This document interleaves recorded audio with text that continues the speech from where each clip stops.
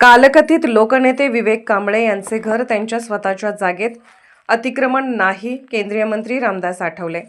कालकथित लोकनेते विवेक कांबळे यांचे घर हे त्यांच्या स्वतःच्या मालकीच्या जागेत असून ते अतिक्रमण नसल्याचे केंद्रीय मंत्री रामदास आठवले यांनी स्पष्ट केले आहे.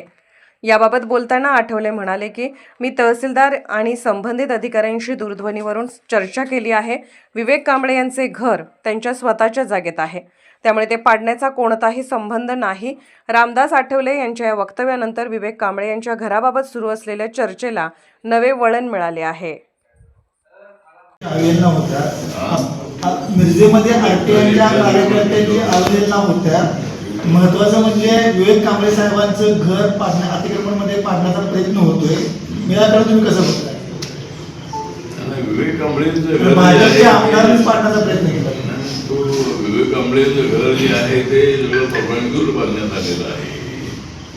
परंतु त्या ठिकाणी जो एक कार्पोरेटर काय जो आता हरलेला आहे तो पण आमच्या समाजाचा आहे. पूर्ण तो सातत्यानं तक्रारी करतो आणि मी त्या ठिकाणी तहसीलदारांना आणि त्या अधिकाऱ्यांना बोललो तर त्यांचं म्हणणं आहे की तो उपोषणाची धमकी तिथे तो आणि नोटीस दिलंच पाहिजे अशा पद्धतीचा काहीतरी आग्रह त्यांनी केला. मी अधिकाऱ्यांनी बोलल्यानंतर ते बोलले की ना आम्ही ते पाडण्याचा विषय अजिबात नाही आहे. याच्या आग्रहामुळंच आम्हाला ते आम्हाला नोटीस द्यावं लागलं होतं. तर विवेक कांबळे यांनी परमिशन देऊन तो बांधलेला आहे. जागा ही पूर्णपणे त्यांची आहे.